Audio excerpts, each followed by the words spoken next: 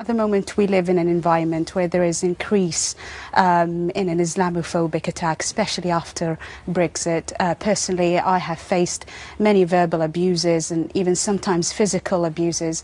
In fact, I did an interview with the BBC once, and someone looked fearlessly at the camera and shouted at me, "You're an F-word bomber." This is what happens in the front of the camera. You can imagine what could happen behind it. Yeah. And for me, it's quite difficult to take. It's really painful because I'm actually not a bomber, I'm not a terrorist, I'm a molecular geneticist working in the lab trying to improve the life quality of cancer patients. This is who I am. Yet there is a person in the street has the guts, has the courage to call me, "You're an F-word bomber." So can we, the other sort of fundamental thing is why? Why do you wear it? I wear it because it's my own personal spiritual journey. I believe it's my own way to connect with God. It doesn't mean that I am undermining women who chose not to wear it, or they wear the headscarf, or they don't wear it at all.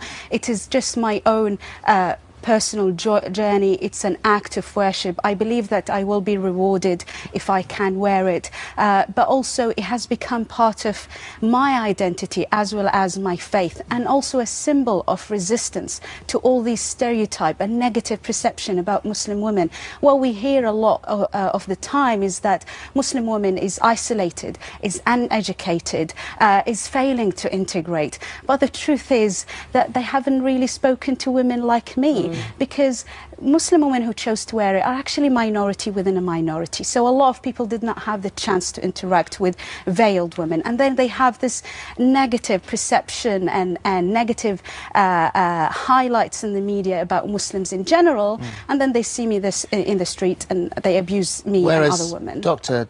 Taj, you say this is a toxic ideology. Yes, because it's got nothing to do with Islam. For people who say this is part of the spiritual journey, part of religion, I have a very simple question for them.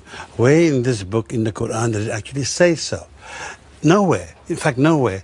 And the word, in fact, burqa or niqab is not even mentioned in the Quran. On what the people who wear this don't tell the non-Muslim public, that it's banned in Mecca, the holiest place in Islam. You can't perform the pilgrimage with your face covered. This is not true. You say it's not true? This is not true. There is actually a clear passage in the Quran, is chapter An-Nur, which means 24:31, light, where God says, "O Prophet, call your daughters and your wives to lower down their garments." The thing is, this passage has different interpretation. You can interpret it. Yes. He interprets it in that way, and I respect it, and this is my own interpretation. But can I just say, in Britain, isn't something that makes us great and brilliant and wonderful that we have choice and we have freedom to express ourselves, to wear what we want, no, I mean, and we have that choice? Should we ever be told, regardless of whether it's something to do with religion or whatever it's to do with, should we ever be told, "Oh, you can or can't"? This idea that somehow facial concealment is required in Islam is a nonsense, number one. Number two, it is not conducive to social cohesion. In Europe, there are countries that have gone further down the line here, that have banned the full face.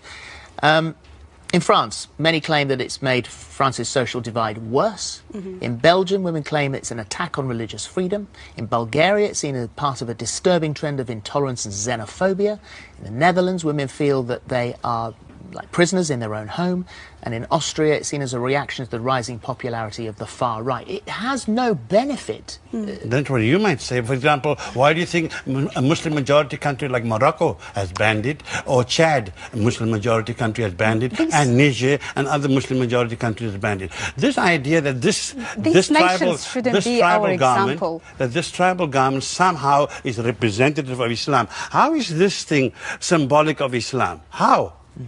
I don't understand how some spirituality is within. It is not a facial symbol. It's my own choice. I want to wear it. It's part of my faith. It's not a facial symbol. You know what? I respect his right to disagree with me. You know, he's got his own interpretation, and I respect that. But I find it difficult that a political party comes and superimpose their views and ban it. And not only that, trying to fine me for wearing and exercising my right to express my faith and identity.